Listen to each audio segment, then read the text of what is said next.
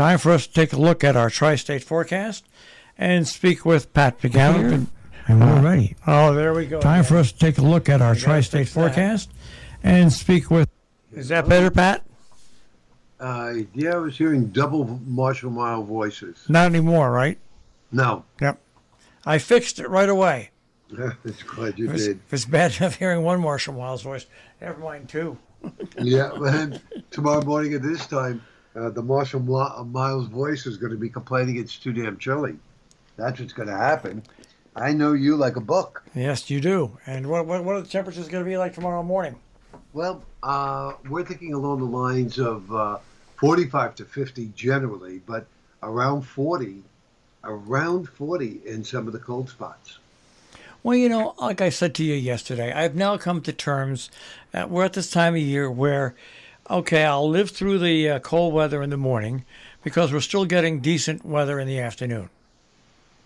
So I'll give that much up and say, okay, so this is the way I have to take it. This is the way I'll take it. I'm glad. I'm willing to change my displeasure to say, okay, I'll put up with the chilly weather in the morning, and we'll have decent weather in the afternoon with temperatures, 65 and up. I am very glad that you accepted that, and of course, there's nothing you could do about it. No. So you just have to accept it. That's and right. It will be mainly sunny today. It's going to be breezy at only 70 to 75, and then tonight with a clear sky, 45 to 50, near 40 in the cold spots. Sunshine, 70 to 75 Friday. Sunny, mid-70s Saturday, and partly sunny into the 80s on Sunday. So it will warm up, and this is the last weekend of summer. Oh, last weekend of summer.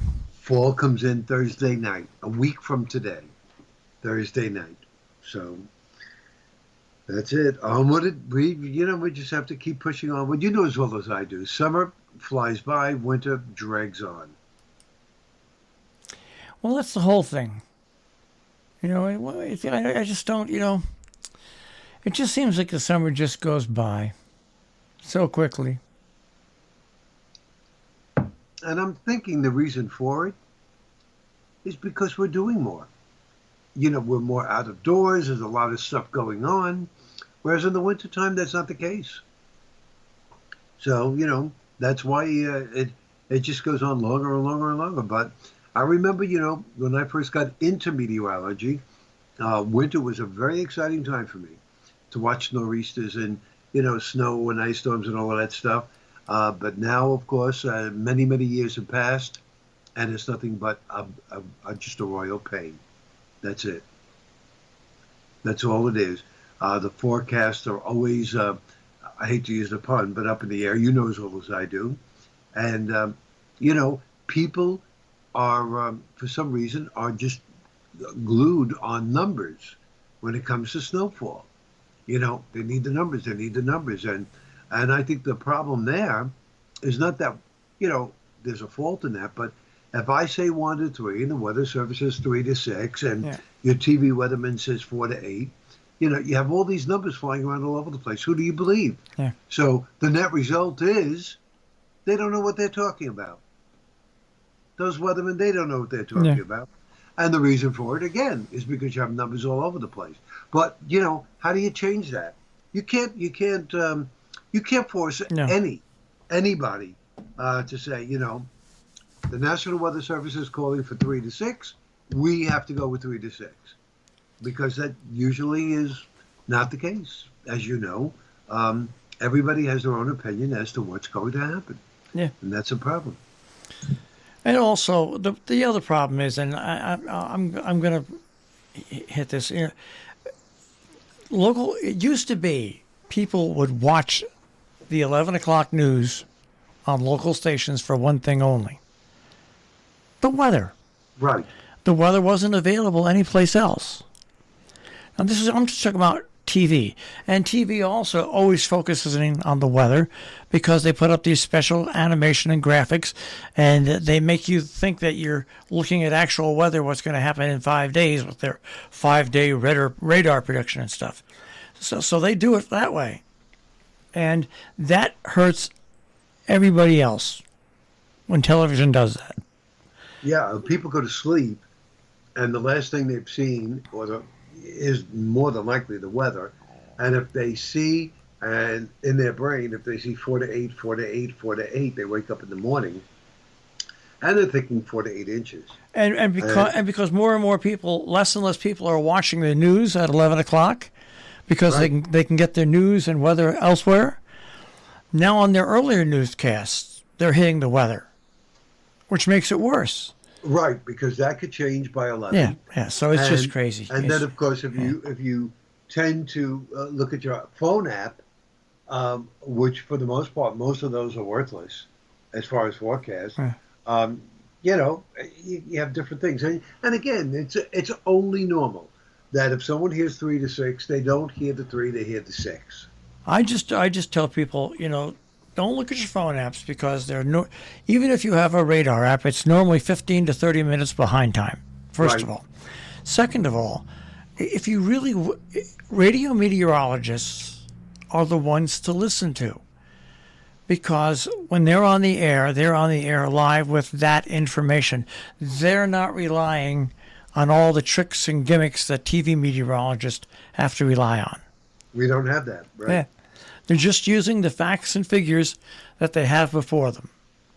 And I like to try, to always emphasize again, when we're forecasting snow, and I say 3 to 6 inches, folks don't concentrate on 6 inches, just like the Hurricane Center tells you.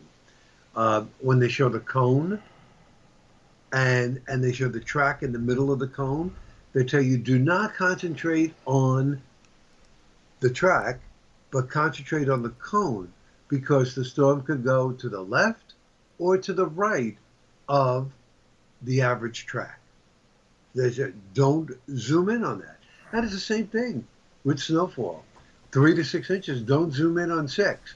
What we're telling you is that there will be a minimum of 3 inches to as much as 6 inches, but we all know snow does not fall evenly, and then God help us, we have people out there who think they measured the snow accurately and they call in, and those are all messed up too because, again, snow doesn't fall evenly. So you have to take the snowfall measurements in several spots and then average it out because with any snowfall there's drifting, and that could also be a problem.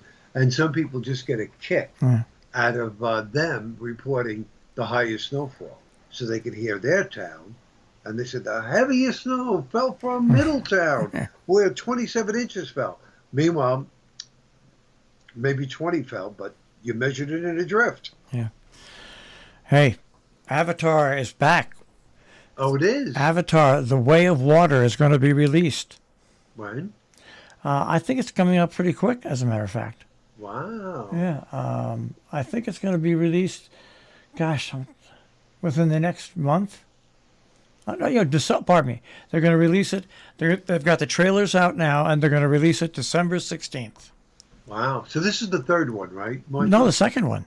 This is the second one. Now, Oh, what James Cameron has done very smartly is he's re-released the first one in theaters again now, Right. to get people all gunned up for The second one. the Avatar: The Way of Well, I Water. remember the first one, and it was phenomenal. Phenomenal, great, yeah, just a really terrific, and yeah, you could have watched it in 3D and stuff, but it was so good you didn't need that. No, you did not. It was You're so right. good you didn't need that. Yeah. Yep, you are right. So that's something to look forward to. Great. Yeah, That's great. yeah. Yeah, well, something to look forward to too is me finishing up this movie at the lake. I'll be happy when that's done. Now, how much more filming do you have to do? There's still a lot. The rest of the month of September is pretty packed, and then we have a party scene to shoot on October 2nd, Sunday. Once that is shot, we're done.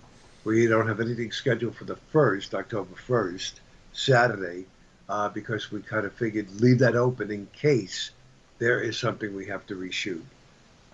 So the ending scene is the party scene, and that is on Saturday, October 2nd. which leaves me only one weekend to pretty much close up. And then the question is, do I close up on Columbus Day weekend, or do I not close up because they'll be doing the work up there? I don't know, because we're still waiting on the permit from the town. So It'd be nice if they could get most of the work done before you close up. So that way, next summer you just open up and boom, there it is. I don't think that'll happen, Marshall, but I think what will happen is that if they start the work, I may have to make a couple of trips in October to make sure everything's going well. But I think the inner gut stuff. Yeah. When I talk about the inner guts, I'm talking about putting in the kitchen sink, the new kitchen sink, doing all of that stuff, solar and all of that. All of that's going to probably wait till the spring. So they'll probably bump out, put the windows in, shingle it, side it, the whole bit, get all of that done, and then the rest of it will be on hold until the spring. Yeah, but in the springtime, everything will be there. They'll have everything ordered. So maybe it might take a weekend or two, and then it's all done. I'm hoping. Yeah, that's the way to look at it. That's the good way to look at it. All right, well, let's recap this forecast, Pat. The good and the bad. Nothing but sunshine. In the 70s by day, warming up to the low 80s Sunday. And tonight will be clear and cool, 45 to 50, 40 in the colder spots. 40. All right. I'm ready for it, Pat. I'm ready. You wear that turtleneck. I have accepted this, and I am ready for it. Okay. All right, Pat, I'll speak to you tomorrow. Okay, bye-bye. Take care. Pat Pagano this morning in the Weather Center with a check on our tri-state forecast this morning here on Robin Hood Radio. You can also, of course, hear Pat at robinhoodradio.com. Click on demand. Pat Pagano with the weather.